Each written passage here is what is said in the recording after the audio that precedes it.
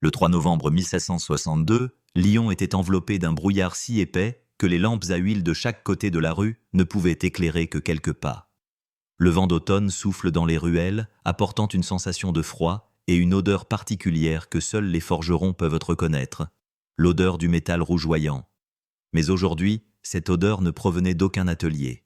Elle rayonne depuis le cœur de la ville, depuis un lieu habituellement réservé aux marchés et aux fêtes, la place Bellecour, où les Lyonnais se réunissent souvent pour se détendre, discuter et regarder la foule s'animer.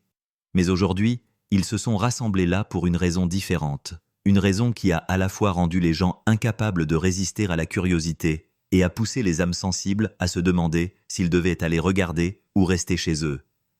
Le gouvernement de la ville avait annoncé 2 jours plus tôt. Une sentence spéciale serait exécutée. Un traître serait exécuté publiquement, non pas par décapitation ou pendaison comme d'habitude, mais en étant brûlé vif dans une cage de fer. La mort par cage de fer, selon les vieillards aux cheveux blancs qui ont vécu à travers de nombreuses époques, est une punition ancienne qui a été interdite au siècle dernier parce qu'elle était trop cruelle. Le condamné était enfermé dans une épaisse cage métallique qui était ensuite descendue dans un four chauffé à blanc. La personne à l'intérieur a été lentement rôtie, non pas par le feu direct, mais par la cage elle-même qui transmettait la chaleur, provoquant la formation lente de cloques sur la chair, sa brûlure et finalement sa mort silencieuse. Une mort longue et douloureuse qui sert plus d'avertissement que de punition. À cette heure précise du matin, les cloches de l'église Saint-Jean sonnèrent 3 longs coups. Les chefs des gardes levèrent les yeux et firent signe. La place devint si silencieuse qu'on entendit le cliquetis des chaînes lorsque l'escorte sortit de la rue Saint-Nizier. Et parmi les soldats qui l'accompagnaient, Guillaume Martin apparut, le corps courbé, les mains et les pieds étroitement enchaînés, la tête légèrement inclinée. Les gens murmuraient en le voyant. Cet homme était autrefois connu comme un forgeron exemplaire, un prince du feu, qui avait fabriqué de lourdes portes en fer pour les cathédrales et faisait venir des chevaliers dans son atelier pour commander des armures et des épées. Mais aujourd'hui, c'est un criminel qui sera exécuté comme un animal dangereux. Personne n'a compris ce qui s'est passé. Les rumeurs se répandirent comme une traînée de poudre. Il avait comploté pour bombarder le palais de justice, il était membre d'une organisation secrète opposée au roi. Et certains murmurèrent même qu'il avait comploté avec les Britanniques pour vendre des renseignements. Mais tout cela n'était que du oui-dire. Personne n'a jamais vu aucune preuve, personne ne l'a jamais entendu avouer. Et surtout, personne ne croyait que Guillaume, qui avait aidé à réparer le monument de la ville après une inondation, pouvait être un traître. La cage de fer, un cube d'environ 1,5 mètre d'épaisseur, était suspendue à un grand cadre en bois, sous lequel se trouvait un four géant et flamboyant. Des ouvriers professionnels ont travaillé toute la nuit pour préparer le tout. Le feu a brûlé pendant 12 heures, suffisamment longtemps pour que la cage, chaque millimètre de métal, devienne un piège à chaleur mortelle. Guillaume fut attiré plus près. Il n'a ni pleuré ni crié. Ses yeux à ce moment-là n'étaient pas ceux d'une personne résignée, mais ceux d'une personne qui savait qu'elle allait mourir depuis longtemps. Il ne s'attendait tout simplement pas à mourir de cette façon. Il leva les yeux vers la foule, et ce regard, pendant un instant, fit taire la foule bruyante. Il y avait quelque chose dans ce regard, un courage désespéré ou un appel à l'aide que personne ne pouvait entendre. Alors que Guillaume était poussé dans la cage de fer et que la porte claquait, la serrure sonna comme un glas. La cage a commencé à être abaissée lentement. Au début, personne n'entendait rien d'autre que le bruit de la chaîne qui grinçait à travers la poulie. Mais alors, lorsque le fond de la cage toucha le sommet du four, le premier son se fit entendre, un gémissement douloureux et brisé. Le feu n'avait pas encore touché son corps, mais la chaleur de l'épaisse couche de métal commença à brûler sa peau et la douleur commença à se propager dans tout son corps. La foule frissonna. Beaucoup de gens se sont détournés, d'autres se bouchèrent les oreilles. Plusieurs mères sont sorties de la place avec leurs enfants dans les bras, cachant leur visage dans leurs robes. Mais personne n'a rien dit, personne ne s'est arrêté, personne n'a demandé « Méritait-il vraiment de mourir comme ça ?» Dans la faible lumière de l'aube, Lyon a choisi le silence ce jour-là. Et Guillaume Martin, le forgeron, l'amoureux du feu, le créateur d'outils de vie, est lentement consumé par ce même feu. Avant de devenir un traître aux yeux du gouvernement lyonnais, Guillaume Martin était un symbole de travail acharné et de fierté du travail. Il est né en 1615 dans un petit village du Rhône, dans une famille pauvre avec une tradition de forge. Son père, un vieux forgeron, a dit un jour une chose que Guillaume n'oubliera jamais. Le forgeron est le cœur de la ville. Sans nous, tout s'effondrerait, des fers à cheval aux portes. Cet enseignement était gravé dans son esprit comme un credo vivant. Dès son plus jeune âge, Guillaume est fasciné par le feu et les bruits rugissants de la forge de son père. À l'âge de 15 ans, il prend officiellement en charge la profession et démontre rapidement ses compétences exceptionnelles. 10 ans plus tard, il ouvre son propre atelier à Lyon, ce que très peu de forgerons peuvent faire sans un grand soutien.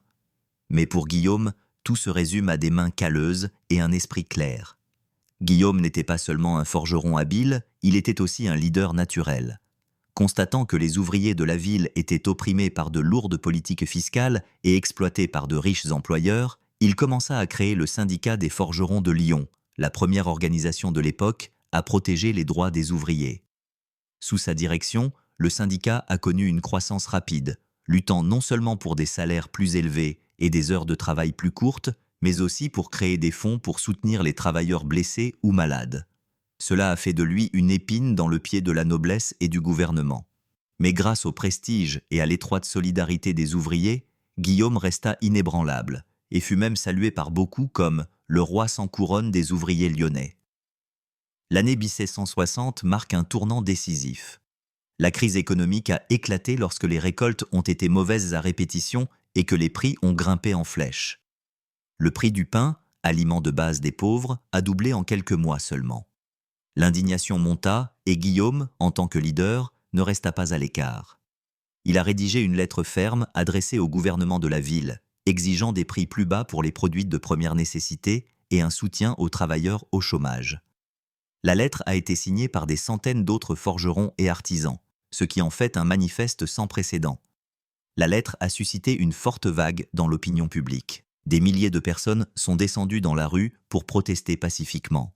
Mais au lieu d'écouter, les autorités lyonnaises ont réagi en réprimant, en arrêtant les petits meneurs et en complotant secrètement pour cibler Guillaume. En juillet 1762, la tragédie frappe. Une explosion massive a détruit le pont principal reliant les deux rives du Rhône, tuant 14 gardes et causant de lourds dégâts à la circulation dans la ville. Quelques heures seulement après l'explosion, les gardes ont pris d'assaut la forge de Guillaume et l'ont saccagée.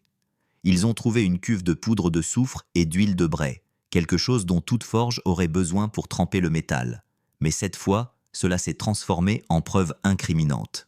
Guillaume a été arrêté cette nuit-là. Accusation, complot en vue de détruire des biens de l'État et incitation à la rébellion. Durant les semaines où il fut emprisonné au cachot, Guillaume ne cessa de plaider son innocence. Il a demandé à voir un avocat, mais toutes ses demandes ont été refusées. Il a été révélé que le procès avait été monté à l'avance et que l'explosion du pont était un prétexte pour les autorités lyonnaises afin de réprimer le mouvement ouvrier grandissant. Au début, les gens étaient indignés, mais la peur a rapidement pris le dessus sur le courage. Ceux qui l'avaient soutenu se retirèrent silencieusement. Les tracts qui portaient autrefois l'inscription « Justice pour Guillaume » ont peu à peu disparu des coins de rue. Lyon retrouve son rythme de vie habituel, mais sous le calme se cache un courant sous-jacent de mécontentement et de cynisme. Le procès public fut bref. Pas de témoins, pas de défense. Seule la phrase froide retentit. Guillaume Martin, trahison et sabotage, être brûlé vif dans une cage de fer, pour faire un exemple de toute la ville. Et ainsi la tragédie fut organisée. Lyon a décidé de sacrifier l'un de ses fils les plus talentueux pour protéger son pouvoir précaire. Guillaume, qui forgeait autrefois des épées et des armures pour les soldats de la ville, est désormais victime du système même qu'il servait autrefois. Le matin du 3 novembre 1762, Lyon est plongé dans une atmosphère inhabituellement lourde. La nouvelle de l'exécution publique de Guillaume Martin se répandit comme une traînée de poudre, attirant des milliers de personnes sur la place Bellecour. Personne ne veut manquer un événement historique, mais personne n'ose admettre qu'à l'intérieur, il y a de la curiosité, de la peur et une vague anxiété. Parce que tout le monde sait que l'homme qui va mourir aujourd'hui n'est pas un criminel ordinaire. La place était bondée, chaque pas, chaque coin de rue était bondé de monde. Les étals vendant du vin, du pain et des fruits ressemblent à un marché, transformant la mort imminente en un étrange croisement entre un cirque et une potence. Au milieu de la place se trouve une cage en fer géante et robuste, suspendue à un haut cadre en bois. En dessous se trouvait un four ardent. Le feu avait été allumé depuis la nuit précédente, brûlant férocement. rendant l'air environnant chaud, même si c'était le milieu de l'automne. C'était une œuvre que Guillaume lui-même avait contribué à créer lorsqu'il était le meilleur forgeron de Lyon. Maintenant, c'était devenu l'instrument meurtrier que le destin lui avait ironiquement remis. Guillaume est sorti de prison dans un état incroyablement émacié. Ses cheveux étaient ébouriffés, ses vêtements déchirés et ses yeux enfoncés, mais son regard était inflexible. Peut-être, après tout, avait-il compris. Ce n'était pas seulement la fin d'une vie, mais un message de sang-froid envoyé à tous ceux qui osaient s'exprimer. Des centaines d'yeux le suivirent alors qu'il montait sur le quai. Le geôlier lui a attaché les mains et les pieds et l'a poussé dans la cage de fer. Le bruit du métal qui claquait résonna sèchement, mettant fin à tout dernier espoir. Le commandant a donné le signal. Les soldats ont commencé à abaisser lentement la cage, centimètre par centimètre, vers le feu ardent. Au début, c'était juste la chaleur qui soufflait sur le visage de Guillaume, le faisant froncer les sourcils et plisser les yeux. Mais quelques minutes plus tard, la terrible chaleur commença à pénétrer chaque fibre du métal, attaquant son corps comme des couteaux invisibles. Le premier cri retentit, déchirant le silence. La foule haleta. Certains se sont couverts le visage et se sont détournés. Quelques femmes se sont évanouies sur place, mais la majorité est restée immobile, comme hypnotisée par la scène, incapable de détourner le regard. Le bruit de l'acier chaud et de la chair brûlée se mêla pour former une puanteur suffocante qui se répandit sur toute la place. Guillaume se débattait dans la cage, heurtant les barres de fer rouge, faisant vibrer tout le bloc de métal. Ses cris passèrent de la rage au désespoir, puis progressivement à de faibles gémissements alors que ses forces étaient épuisées. Mais l'exécution ne s'est pas arrêtée là. Le commandant a ordonné que la cage continue d'être abaissée, jusqu'à ce que toute la cage en fer soit engloutie par les flammes, la transformant en un véritable cauchemar. Les flammes engloutirent Guillaume, et après quelques minutes supplémentaires, tous les sons provenant de l'intérieur de la cage furent complètement réduits au silence. Du milieu de la mer de feu, une fumée noire s'élevait dans le ciel, emportant le dernier souffle d'un forgeron qui était autrefois la fierté de la ville. La scène a duré plus d'1 heure avant que les autorités ne donnent le signal d'éteindre l'incendie. Lorsque les gardes ont ouvert la cage, il ne restait plus qu'une masse de charbon noir-gris, impossible à reconnaître comme un être humain. Mais le silence qui s'installa autour résonna plus que tous les cris précédents. Un silence étouffé et amer. Après l'exécution, les autorités lyonnaises ordonnèrent l'effacement de toute trace, interdisant l'érection d'un mémorial ou la mention du nom de Guillaume Martin dans aucun document. Mais ce qu'ils ne peuvent pas effacer, c'est la mémoire des milliers de personnes qui en ont été témoins. Des histoires murmurées commencèrent à se répandre, selon lesquelles l'esprit de Guillaume errait encore autour de la place Bellecour. Chaque nuit des gémissements résonnaient à l'endroit où le four brûlait autrefois avec intensité. Et bien que le gouvernement ait tenté d'étouffer toute graine de résistance, les graines semées par Guillaume ont pris profondément racine dans le cœur du peuple. Ils commencèrent à tenir discrètement des réunions secrètes, à allumer des bougies en mémoire et à jurer « Plus aucun Guillaume ne sera brûlé vif pour avoir dit la vérité ». Ce jour-là, la ville de Lyon a non seulement assisté à une mort, mais aussi à la naissance d'une légende. Une légende qui restera à jamais associée au feu d'acier et à l'esprit de résistance de ceux qui se sont un jour agenouillés dans la peur, mais qui se sont ensuite relevés de la douleur dont ils ont été témoins. Après la mort terrible de Guillaume Martin, la ville de Lyon était plongée dans un état étrange. À l'extérieur régnait un faux silence, mais à l'intérieur, des courants sous-jacents bouillonnaient. Les autorités croyaient avoir réussi à écraser toute résistance, mais elles ne pouvaient pas imaginer que la mort de Guillaume avait semé une graine d'indomptable dans le cœur de milliers de personnes. Dans les premières semaines qui ont suivi les exécutions, des tracts anonymes ont commencé à apparaître la nuit, affichés sur les murs des usines et des magasins. « Martin, ton nom n'est pas mort. Le feu de l'acier continuera de brûler dans nos cœurs. » Bien que la police ait enquêté et retiré les tracts immédiatement, de nouveaux tracts sont apparus peu de temps après, de plus en plus nombreux chaque jour. Un groupe secret, les Enclumes, fut formé par d'anciens élèves et collègues de Guillaume. Au début, ils se sont retrouvés discrètement au sous-sol de la forge, ont partagé des souvenirs de Guillaume et ont discuté de la manière de maintenir leur esprit combatif. Mais rapidement, ce groupe devint une force clandestine influente, suscitant le ressentiment non seulement parmi les forgerons mais aussi parmi les tisserands, les cordonniers et d'autres classes ouvrières. Les récits oraux, ajoutent à la férocité de la légende de Guillaume. On raconte que chaque nuit de pleine lune, sur la place Bellecour, où il fut brûlé vif, le bruit d'un marteau de forge résonne quelque part dans le vent. Certains jurent avoir vu une silhouette vêtue de cuir de forgeron marchant dans la brume, ses yeux brillants comme du feu.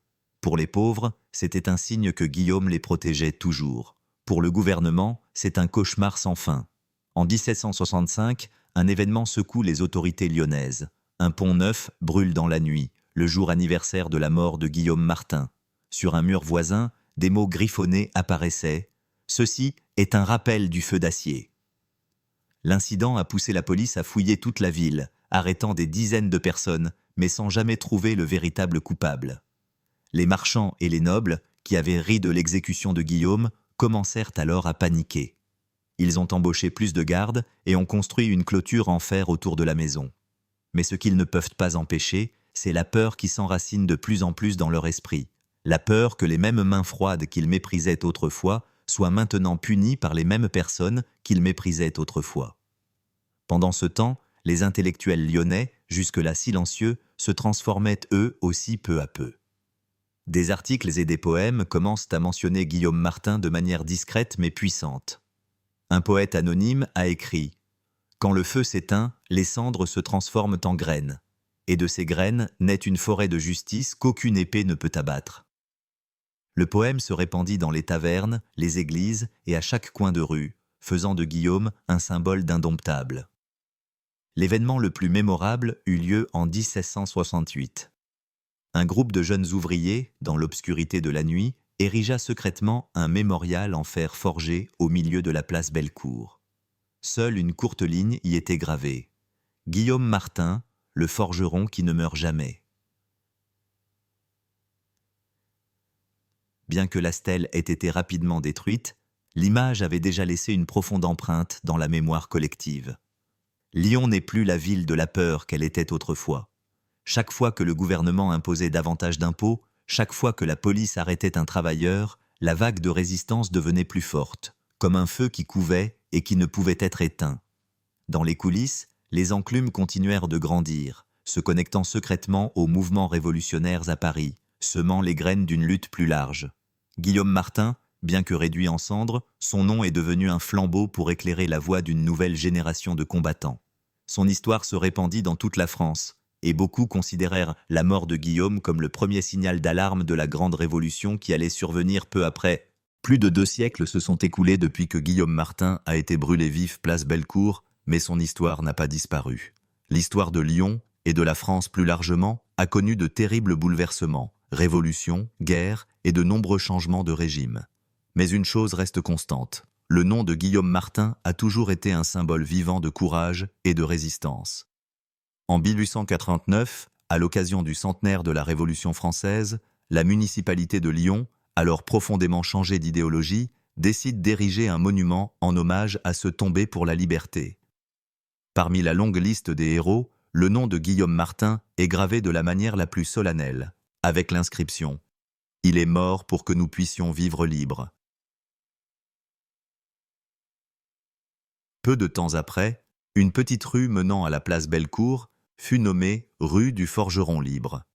Chaque année, le 3 novembre, des centaines de personnes, notamment des ouvriers et des artisans, se rassemblent ici, déposent des bouquets de fleurs au pied du monument, allument de petites bougies et se souviennent de l'histoire du forgeron qui a osé affronter un système injuste. Mais l'héritage de Guillaume perdure au-delà des statues et des noms de rues. Elle est présente dans chaque lutte pour les droits des travailleurs, à chaque fois que des personnes élèvent la voix contre l'injustice. Des générations d'étudiants lyonnais ont grandi avec son histoire comme partie obligatoire de leur programme d'histoire, non seulement pour se souvenir d'une mort brutale, mais pour comprendre que le pouvoir n'est jamais absolu s'il y a ceux qui osent se lever. Les chercheurs historiques ultérieurs ont révélé de nombreux détails nouveaux. Que Guillaume Martin était en réalité la victime d'une conspiration politique sophistiquée, que les forces derrière la calomnie contre lui ont tenté d'effacer toutes les traces. Mais curieusement, la brutalité même avec laquelle ils ont fait taire Guillaume l'a transformé en une voix imparable. Aujourd'hui, en se promenant sur la place Bellecour, lieu qui a été autrefois le témoin d'une douleur immense, les visiteurs et les habitants ne peuvent plus sentir la chaleur des fourneaux, ni entendre l'écho des cris. Mais dans chaque pavé, dans chaque pas précipité de la ville moderne, semble encore résonner un rappel invisible. La justice ne peut être détruite. Le gouvernement peut utiliser le feu pour brûler le corps d'une personne, mais il ne peut pas brûler la volonté et l'esprit d'une nation. Guillaume Martin, le forgeron qui a vécu et est mort avec le feu, est devenu la preuve vivante que, une fois la justice étouffée, elle s'élèvera plus forte à travers les générations suivantes. Alors que le soleil se couche derrière le dôme de Lyon, de longues ombres tombent sur les petites rues, et quelqu'un, quelque part, murmure à nouveau « Ce feu d'acier n'est pas encore éteint ». Et c'est pourquoi, plus de 200 ans plus tard, l'histoire de Guillaume Martin nous émeut encore, nous glace, et nous rappelle que chaque liberté d'aujourd'hui a été achetée avec le sang et le courage de ceux qui nous ont précédés.